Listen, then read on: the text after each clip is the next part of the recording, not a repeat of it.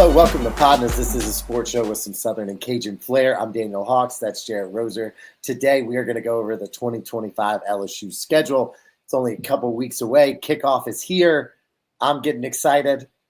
We're a little purple, a little gold over here. Got another one right up there. Not different team, but still purple gold.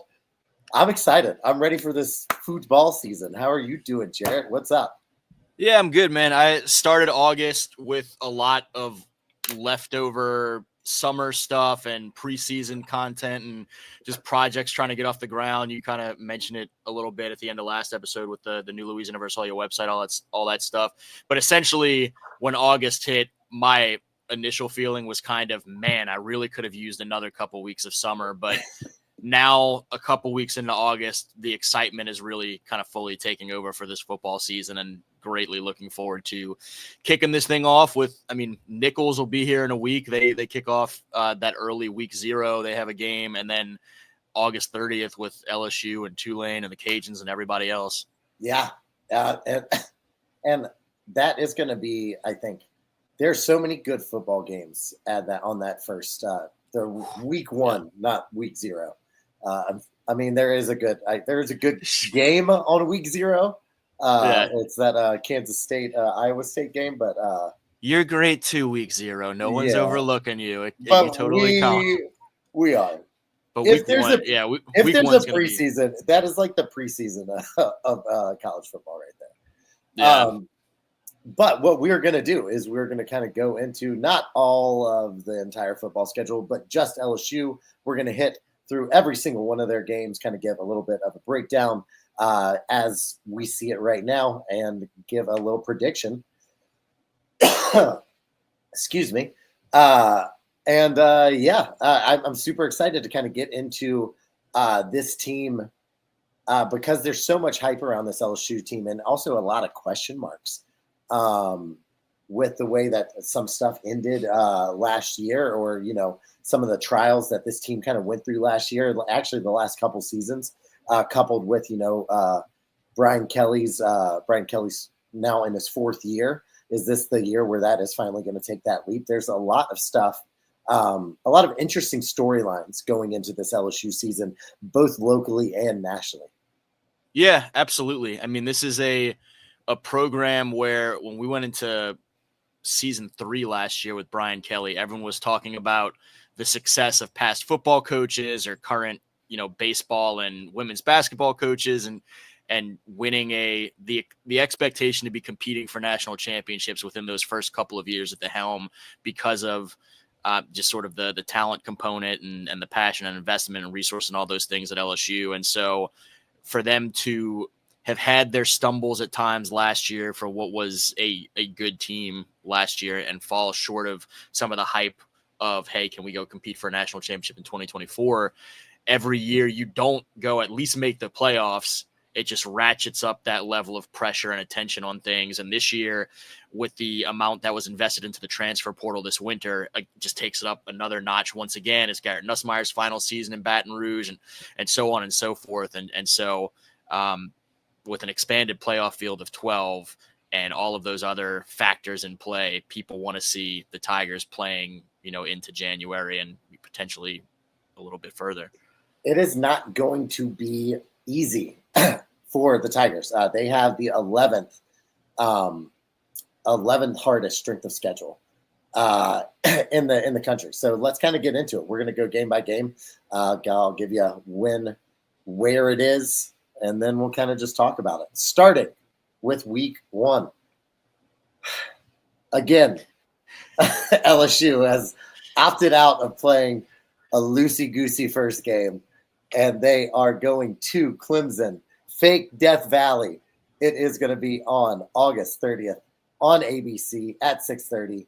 After that really early, hopefully amazing Ohio State-Texas game to kind of kick off the slate, LSU and Clemson are going to close the evening down. This game's huge. It's huge nationally. It's huge in every single aspect that you can think of. And for some reason, it's still the second biggest game of the day because of that Ohio State-Texas one in the morning. But there's so much that I'm looking forward to see out of this LSU team from this first big test. Specifically the defense, with how well that with Cade Klubnik coming back, looking to possibly be the number one pick, along with some other SEC guys that are vying for that as well. That offense is going to be rolling. It's going to be really good. And the thing that I think a lot of LSU fans have been worried about the last couple seasons, rightfully so, has been the defense. So how is the LSU defense going to respond on a test like this the very first week right out of the gates?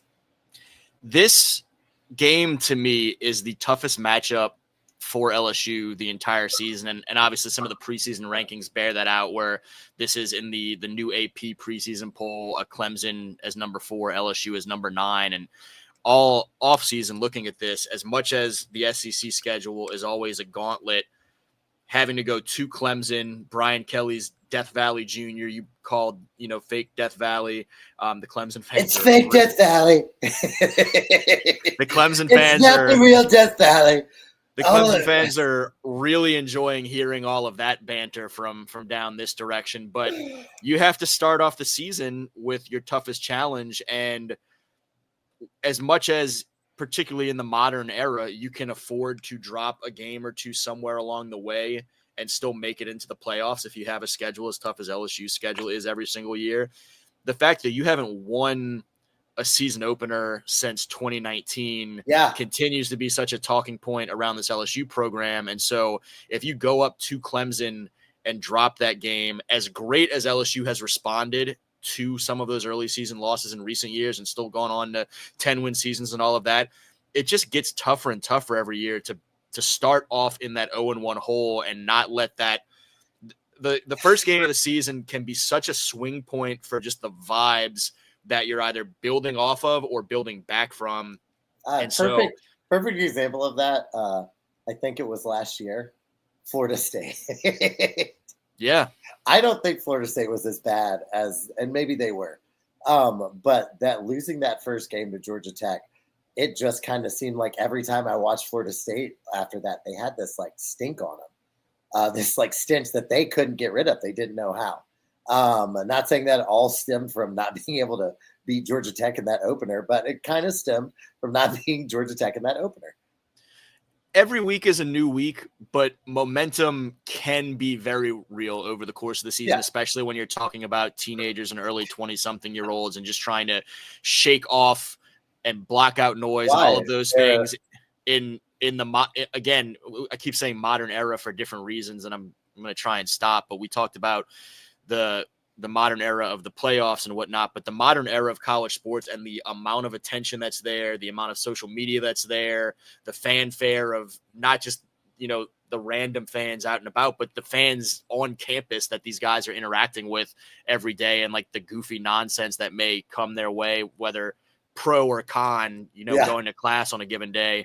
As much as they try to kind of insulate some of that and make sure that these guys are mentally tough and able to not get too high, not get too low, it's human nature to have something creep in to some extent along the way. And these are still young athletes kind of continuing to fine tune some of that craft in some cases. And so the first game of a season can be so big for just setting a tone one way or the other.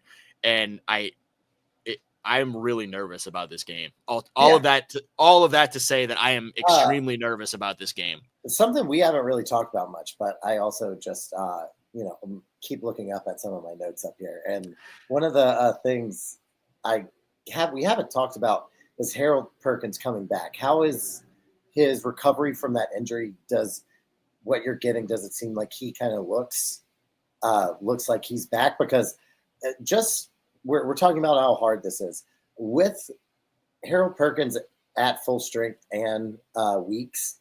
Vaults LSU's linebacking core into one of the best in the country, like bar none.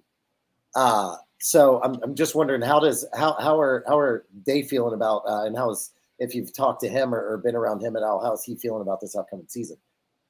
Yeah, and kind of tying in some of what you were saying initially about trying to figure out what this defense is early in the season with some of the specifics of the linebacking core. I'm honestly pretty bullish on the defense. I think they're going to be really good, having those two guys that you mentioned back that I think are two of the most talented and playmaking linebackers in the country. That's something I watched a lot of last season, with as much as it sucked for Harold to not be there, because he is an absolute game changer, game breaker, just all around athlete on that side of the ball.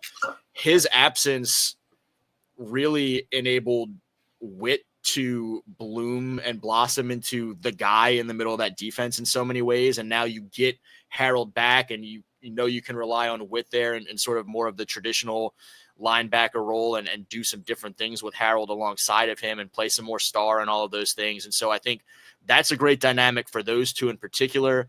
I like what you see in terms of the way that guys are flying around with another year in Blake Baker's defense under their belt, Corey Raymond back for another year, getting some more bodies and, style of defensive back that Corey and Jake Olsen and those guys like in the secondary. And so I think having another year for the coaches here, having another year for some of these guys in the system and having had opportunities for breakout campaigns like Witt, having Harold back, all of the dominoes to me, the new additions from the transfer portal, a young freshman cornerback and DJ Pickett, the list kind of goes on. Yeah. Obviously, I'm excited. I think the defense has a chance to be certainly better than last year, and I think better than people are maybe even giving them credit going into this year. And for me, my biggest, I want to see what they look like, is on the offensive line, and a new look offensive line protecting Garrett Nussmeier against a defense in Clemson that is loaded with, NFL talent.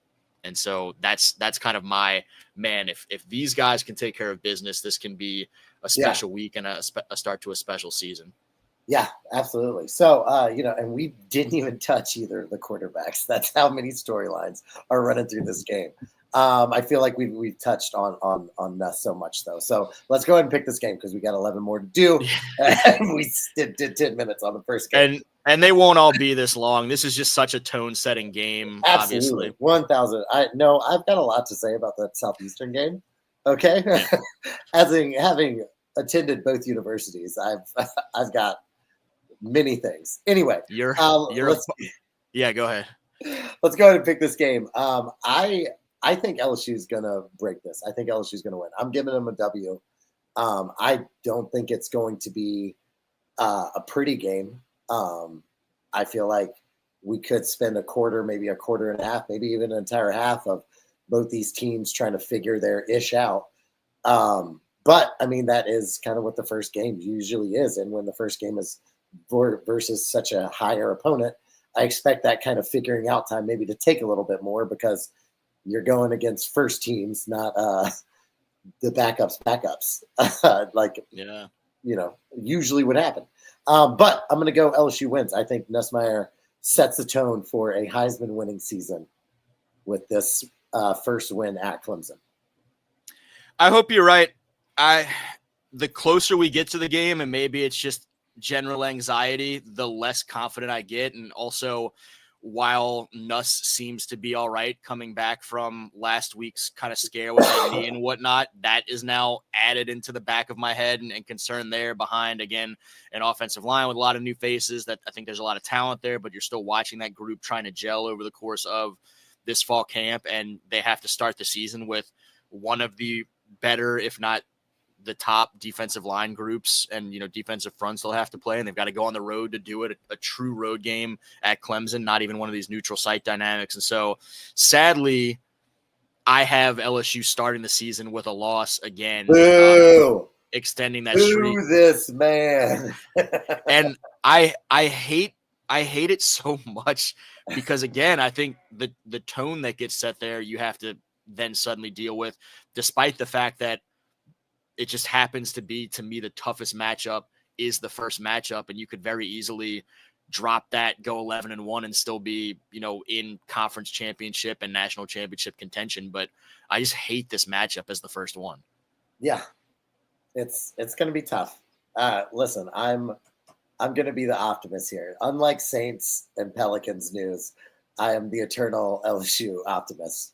And that's why it works, because I bring the fan view in, Jared, and you're the serious, no nonsense journalist type, you know. Let's move on. Next game is going to be the first home game. LSU is going to come back after a hard game in fake Death Valley, and they're going to play Louisiana Tech. It's going to be another 6:30 game that is going to be on September 6th on ESPN Plus and SEC Network Plus. Not much to say here. Louisiana Tech really struggled last year.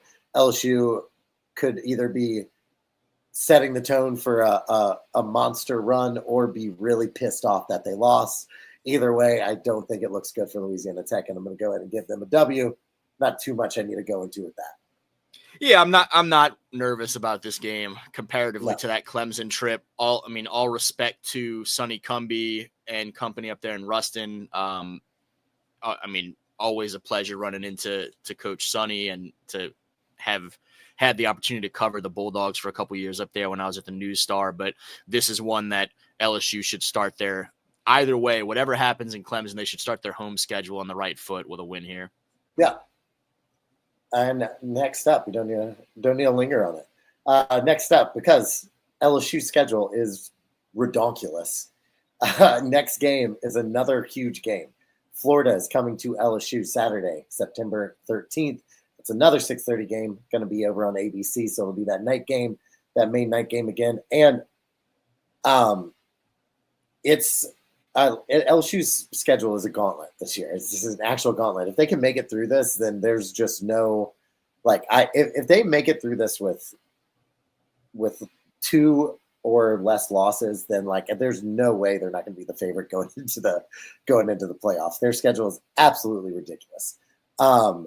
Okay, going in Florida, LSU. Will DJ Lagway be healthy in this game? We don't know. He'll play 2 games before. Anything can happen. But if he does come back, that does pose a significant threat, because he did have flashes last year. I'm going to go with a win right here for LSU. I don't have one until maybe a loss until maybe one of the other couple ranked games that they have coming up. But what do you see here? What do you think about this Florida team and LSU's chances against it? The games are always tough. I like LSU at home here. You mentioned the uncertainty as we still watch DJ Lagway get back into practice right now. Obviously, there's a long way between now, almost a full calendar month between now and then. And so a lot can happen there, positively or that negatively. Hamstring is such a nagging, weird injury. You can be good and then just go too hard on one play and just completely go back. So I hope it gets better, because that's one thing I would love to see from this LSU team is obviously injuries are going to happen. And that's what I was kind of alluding to with be the favorite. If they can make it through this schedule and everyone is kind of healthy and playing how they're projected within their opponents in the schedule, it is such a tough, this will be such a battle tested LSU team coming through if they can make it. But sorry, go ahead.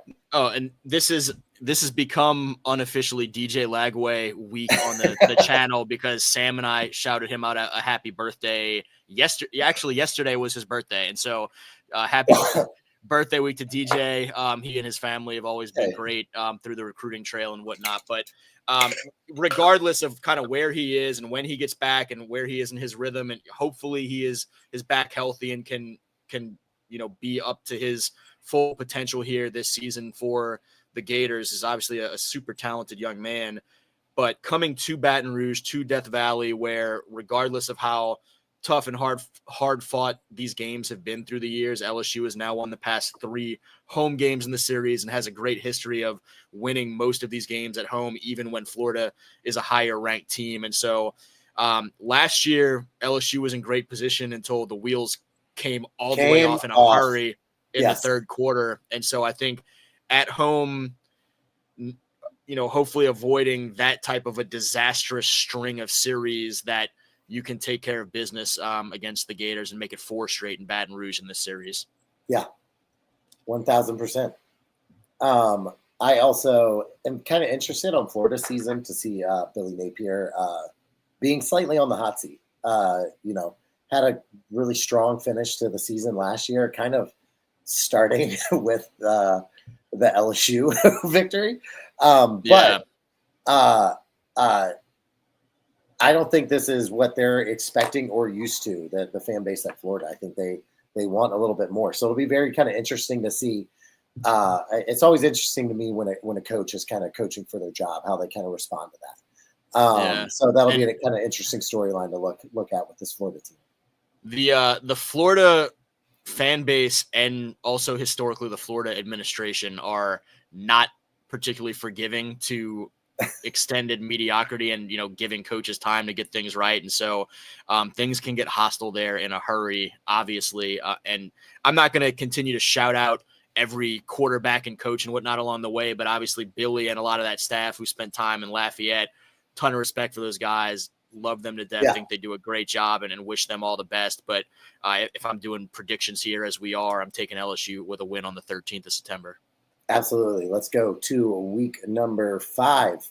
LSU at Ole Miss is going to be on Saturday, September. You skipped your house divided, the Hawks house divided, with the Lions coming roaring into Baton Rouge out of Hammond, America, the short trip west on I-12. The showdown of the big cats. I did. Man, I'm so sorry. Guys. So Southeastern at LSU, the big cat bowl. That's going to be 6:45. SEC Network, September 20th. LSU is going to win this game, but I just wanted to say I'm super excited for Southeastern to try. So that's your guys, man. Your other guys. Yeah. Yeah. Look, Southeastern is a great Southland Conference program, and looking forward to seeing what they do over the long haul of this season. But it's obviously, a different task coming into Tiger Stadium and competing with LSU and an LSU team that has national championship aspirations. And so the Tigers take care of business at home and get another win. The Lions, the Tigers, the Bears. Do we have Bears on the schedule at some point? We don't have Bears on the schedule, I don't think. The Saints do. But anyway, do. Yeah. Let's get to that week 5 you wanted to get to. Yeah. All right. Week 5, Ole Miss at Ole Miss, LSU at Ole Miss. I got all discombobulated after skipping the one thing that I teased up. I'm so good at callbacks. How could I not do that? Anyway, LSU at Ole Miss is going to be Saturday, September 27th. This is the week 5 game. Ole Miss has a new quarterback. Jackson Dart is on the Giants. Is he a freshman? Simon? Is it Simons, right? Austin Simmons. Yeah, I'm looking at it right here. Third year. It's a third-year quarterback, Austin Simmons. He's going to step in to the starting role this year. Both of these next 2 games, I'm slightly worried about for LSU, particularly because of, I think, how they won last year in both of these games. And the amount of starters that are kind of returning on both sides, I feel like both of these teams are going to have a really bad taste in their mouth, more than normal, especially like an Ole Miss LSU game.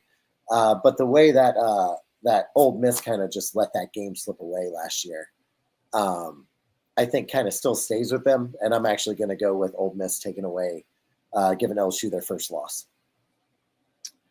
Yeah, similar to what we just talked about with Florida, Ole Miss has won the past couple in Oxford. And Oxford's just a tough place to play. All SEC stadiums are going to be a tough place to play, but Oxford is one of those places where if that crowd is into it and the game is close, it's a really tough place to play. And you're 100% correct on Ole Miss having kind of a chip on its shoulder after the way last year's game went and feeling like they let that one get away from them. But I tend to stick with LSU versus Ole Miss most years. Even 2 years ago in Oxford, for Ole Miss to come out of that game took LSU to have absolutely no defense with them on the road. They just left any inkling of a defense back home and let the Rebels kind of torched them up and down the field. It was a minor miracle by Jaden Daniels and company to even be in that game late. Yeah. And I think this is a much different looking LSU team with a once again Heisman hopeful LSU quarterback and a much better defense than what we saw a couple of years ago. And so I think, again, we talked about it with Lagway for Florida, but you never know as you get into these seasons what injuries look like, and hopefully none of this tendonitis or anything is creeping up for Nuss. But if you've got Nuss, you've got a chance to win every game on this schedule. And if this offensive line continues to come together, defense is what I think the defense is. I think they're capable of going into Oxford and coming away with a win, and that's what I'm predicting. Yeah, and Ole Miss is one of those teams with such a wide variance of outcomes. Shout out Kentucky last year. Yeah. It is, if Austin Simmons is not a great SEC quarterback, if he really struggles, this could get derailed fast because that defense is somewhat rebuilding. They did lose a lot, so they are trying to replace a lot from previous season. So I do think that this is going to be a very high scoring game. And I have the next two games as L's for LSU, but we can get into that as we go. You've got them with a W here at Ole Miss. I do. All right, and then carry on with the chip on their shoulders opponents that LSU has to face with South Carolina. And this one is even more so. And I just think South Carolina, we'll get into this, is just a much better team than Ole Miss, or at least on paper projects to be. So next week is going to be South Carolina at LSU. LSU went up last year and stole a game that they absolutely shouldn't have won from South Carolina in South Carolina. This is going to be on October 11th. My reasoning for this is I'm just super high on the Norris Sellers. I think he's going to be the number one pick going into next year's draft. I think that because of the season that he's going to have this year, it's just going to be very tantalizing. And again, same kind of thing I said with Ole Miss, but I think even more so. I think South Carolina knew that they were the better team last year and knew that they should have won that game. And I think they're going to be really pissed off about it because even more so than the Ole Miss game where, there were some mistakes. There were some things like South Carolina outplayed LSU from the opening snap up until the closing snap, like basically up until that kicker lined up to miss that kick. And then didn't have Lenoris down the stretch. Yeah. He got banged up and he was great when he was in that game early. I think both from the program, certainly from the fan base, it's been nonstop all over the internet for almost a calendar year now. The fan base's frustration with that game and excitement to see LSU again. Had a chance to see Lenoris down at Manning Passing Academy. I know it's one that those guys have circled. And it should be a great one for just the objective fan to watch. Again, if everybody's healthy, that's one that Rosillo's watching and probably reading. Yeah. You've got two. I think most of the nation will be watching. Well, no, for sure. You talk about two guys that are potential number one overall pick candidates quarterbacking those two teams on a Saturday night in Death Valley, and so should be an awful lot of fun. I am glad that it's in Baton Rouge. I'm going to take LSU to win with home field really being beneficial there. But I agree with you that I'm from a team standpoint, if it's all neutral fields, I'm more concerned about South Carolina than I am about Ole Miss. And so I'm thankful that the South Carolina game is at home for LSU. And I've got them winning that game, although that back-to-back week stretch is really tough. It's rough. Next up is a team that actually did make some noise last year, so it might not be as much of an off week as LSU thinks. Next game is going to be Vanderbilt at Vanderbilt, LSU at Vanderbilt. That is going to be on Saturday, October 18th. Vandy beat Alabama last year. Had a really good season. I'm going to pick LSU coming out with a win here. I don't think LSU loses 3 games in a row if I'm counting by my tick over here But I don't think that this is just a game where LSU walks in there and knocks around Vandy as the GPA school, like has been in seasons past. No, agree with you. Vandy's tough. They're, I mean, a legitimate SEC program now, and flex that at times, particularly against Alabama last year. But also, their quarterback, it's Diego Pavia. Yeah, I love him. He's great. Yeah. After they won last year, all of the interviews with him and then the whole fan base throwing the stands into the river made me happy. It was just a good story. It was also because they beat Alabama. So, to quote Lil Wayne, swagger at 100 and climbing is the Diego Pavia story. That's the way he lives. But I think LSU goes up to Nashville, drinks some bars out of all of their alcohol once again, and comes back with a win. Yeah, and that's what we want to see, All right, next game, Texas A&M is going to be coming to LSU. That is on Saturday, October 25th. It is the week before the bye. Another hard SEC game. LSU's schedule and most SEC schedules, most Big Ten schedules are full of, maybe not as much Big Ten, are full of these type of games. And I feel like Texas A&M is stupid, and I hate them.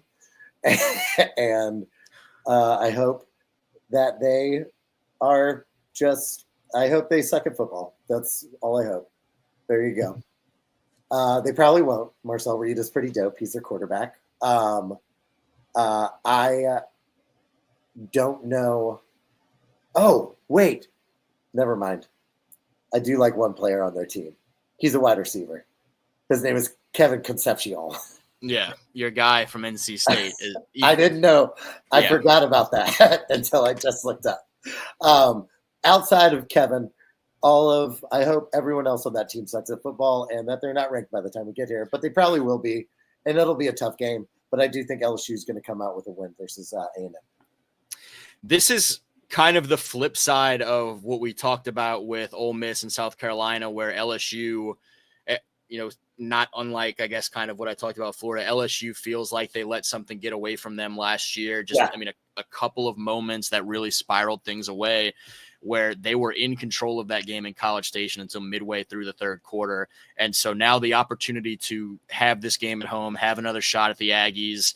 LSU has been tremendously successful at home in this series. Their stumbles against the Aggies have come on the road. And so I like LSU to win this game at home going into the bye on a positive note. And for me, a string of positive notes. Yes. Actually, same here. So next up, we got that bye week, as is tradition before LSU Alabama. This one is always the biggest game of the year for LSU and LSU fan base, rightfully so, with the history that these two teams have against each other. It is going to be, as always, first full week into November, Saturday, November 8th, LSU Alabama in Bryant-Denny Stadium in Alabama. Listen, we're going in and taking that dub, okay? It's happening. I don't know the Alabama I think the Alabama quarterback room is going to be a big point of contention all this year. Mm-hmm. I think they're going to have some ups and downs with that. They obviously are going to be one of the perennial teams in the country. Kalen DeBoer is a great coach. I think a second year in that system is going to help all those guys kind of readjust from the Nick Saban era. I think they're going to compete, and they're going to compete hard, and they're going to be one of the best teams in the country. I just think that those two losses in the middle of the season are kind of going to be the wake-up call that LSU has to go on this great run, curse Charmy. I've been so impressed by your non-cursing for now multiple episodes running, because you didn't want to have to edit out. Yeah, I can do it when I need to. Okay, I can shut the trap up when I need. I just don't like doing it, and I enjoy doing the curse jar. I totally believe in LSU's ability to go out there and get a win. Obviously, the way we have this season setting up is different on our respective charts. And so I ultimately think LSU probably drops a couple of games this season and gets into the playoffs. I don't have them dropping those games to Ole Miss and South Carolina, though it could very well end up being the case.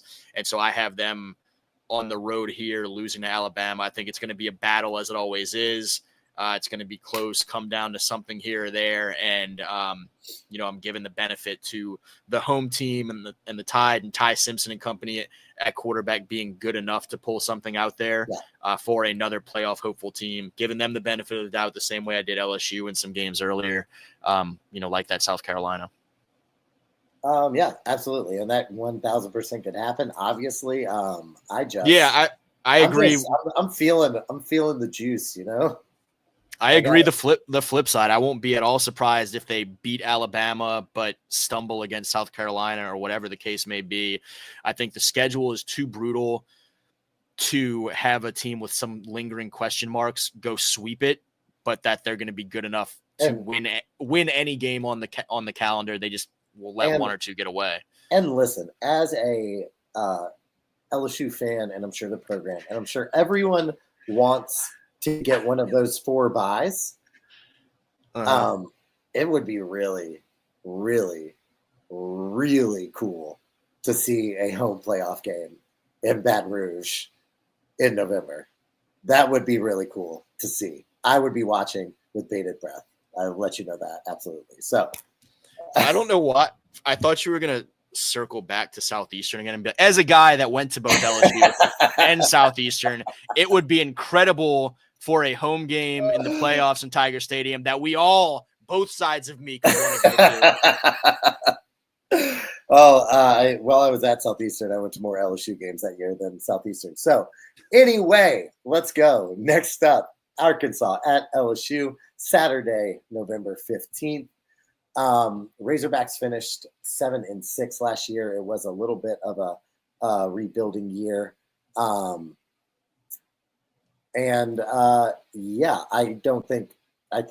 think Arkansas, this team's still trying to find their footing.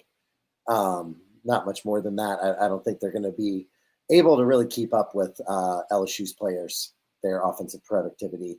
And I think this is probably, in my mind, going to be one of the easier SEC games that LSU has to play, at least in the score-wise. I think margin of victory is going to be one of the bigger ones that LSU has to play just because of the state of that Arkansas team right now. I'm not up against like a hard out or whatnot like I was with the Saints preview where I had to get somebody to the airport, but just for symmetry's sake, I'll once again, spoiler alert, but the flip side and say I think LSU wins these last 3 games. We'll get into each specifically, but win, lose, or draw in Tuscaloosa, I think LSU finishes this regular season strong.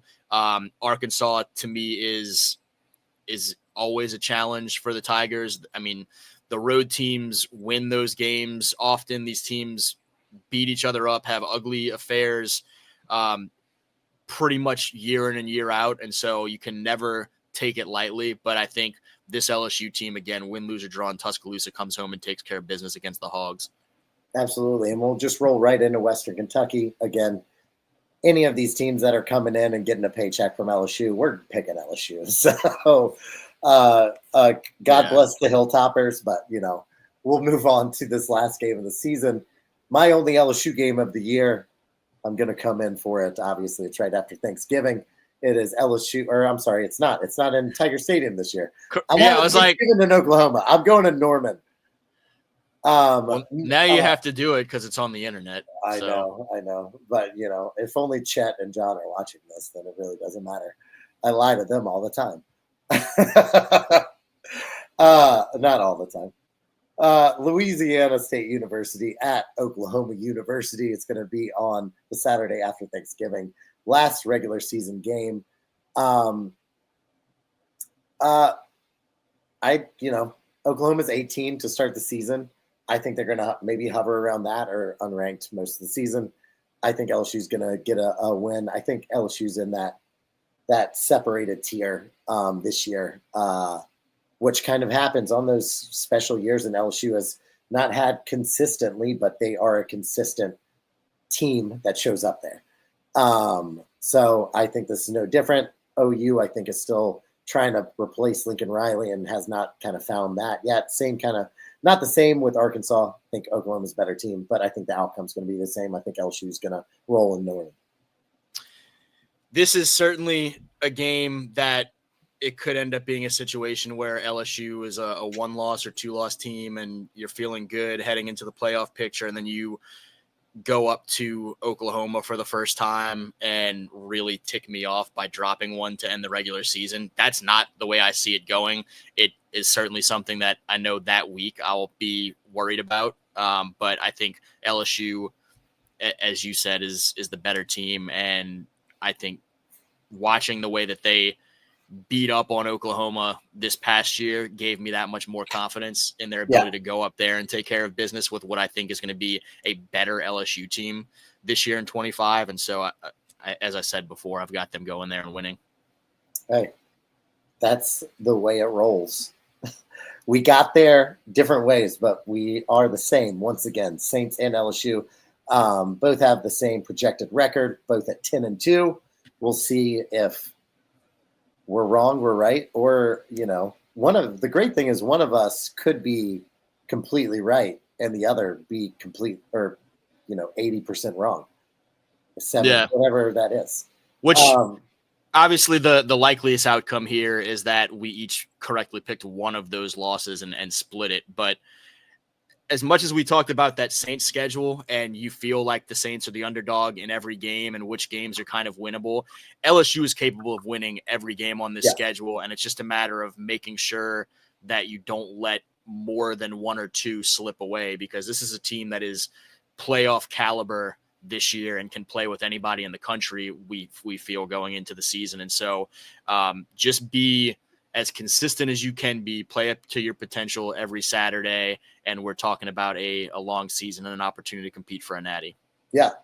I am super excited about this season. It's got a very good, excited for college football, but I feel like this LSU season in particular, regardless one way or the other, is going to show a lot of the state of the program. Yeah. And I'm just banking that the money, time, and effort that all the people in the LSU athletic department, football staff, the players, everyone from the top down have put into this team, that all that stuff's going to finally start to come to fruition. I hope go ahead. This team has a chance if the O-line comes together and if Nuss is good on that knee and all of those things all season long and doesn't have anything kind of, chime back up for him or become an issue, they have a chance to be as prolific of an offense, potentially, certainly one of the top tier offenses in the country. And I am extremely confident in the defense's ability to take another big step forward this year. And if that's what we're looking at over the course of the season, it has a chance to be a really special run. And, if, and we didn't talk about this much at all, but if any of those running backs can kind of really solidify that backfield and really take some of the pressure off of Nussmeier, along with that offensive line, just making sure that they come together, they click, and kind of play up to the standard of the LSU offensive line the last couple of years, which has been absolutely phenomenal. If those two things come together, I think LSU's a damn near unstoppable team on paper. So does NCAA football. That's right. Yeah, they're like the darlings of that video game. They really are. They are one of the most on online. I think they are one of the top 2 played teams. I think it's them. Ohio State, Alabama is obviously on there. But yeah, and then they are the number 1 toughest place to play. Suck on that, fake Death Valley. Yeah. In the game. So yeah. This will be really interesting if they do have the type of season that we're anticipating them having, and you get into the playoff picture, and Clemson's probably in there as well somewhere, Alabama potentially in there, chance that Ole Miss slips in there somewhere. I mean, you never know with some of these SEC teams, but some potential rematches in the playoffs if the Tigers do get there. If Tennessee, whichever quarterback they kind of go with, either the App State guy or the guy they got from UCLA, I'm blanking on the names right now, but they're returning a lot of start. They shouldn't be counted out to maybe even show up in that SEC championship game.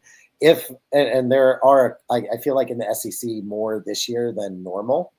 than usual. There's a lot of questions outside of South Carolina, LSU, a lot of newness in a lot of quarterback rooms across the SEC, a lot of unknowns. And so it gives those teams such a, like we were saying, a wide variance of outcomes.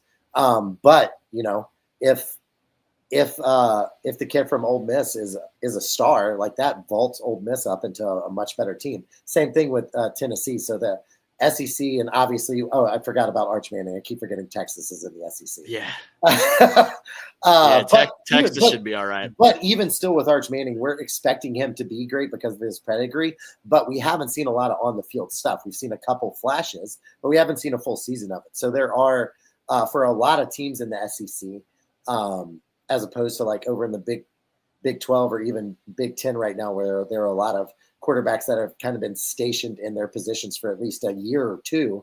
We're going to see a lot of first-time starters, and that'll be a lot of fun. And I think give it a really good sense of parity from a conference that is already usually chocked full of it, especially up at the top. Yeah, I don't have much more to add to that. I think Texas is going to be great just as an overall team, and that they're number one. They're rated number one for a reason. So I've been around Arch enough to have a ton of confidence in him as well. And so I think Texas is in there. But again, if LSU gets in, there's the potential for some really interesting rematches along the way if the bracket seeds fall a certain way. And next episode, don't worry. I know if you're like, hey, I don't care about LSU. I went to ULL or Tulane. Don't worry, we are going to go over both of those schedules next time when we come back to you next week. I'm super excited to actually go through that and kind of see what both of those teams kind of have in store moving on to the season. So that'll be either next Monday or Tuesday. We'll drop that for y'all. Looking forward to it. Remember, you can go to Louisiana versus all y'all on YouTube. Check us out there. Give us a like, share, subscribe. Please let other people know about this if you enjoyed it, because that's the only way we're going to grow is through y'all. And then remember, you can hit up Louisiana versus all y'all on Twitter, LA versus all y'all. Same on Instagram. And then you can find us, PODnas _ LA on Instagram. Follow us, like us, tell us what we're doing right, what we're doing wrong. Put it in a song. Who knows? That's all we got for you today. Jared, do you have anything for the people before we get out of here? That's about it, man. We didn't get to talk about Red Eye like I wanted, but we can come back to that another day. I think we can. We could add another. We could make this a full hour if we wanted to, but I think we'll save it for next week. PODnas.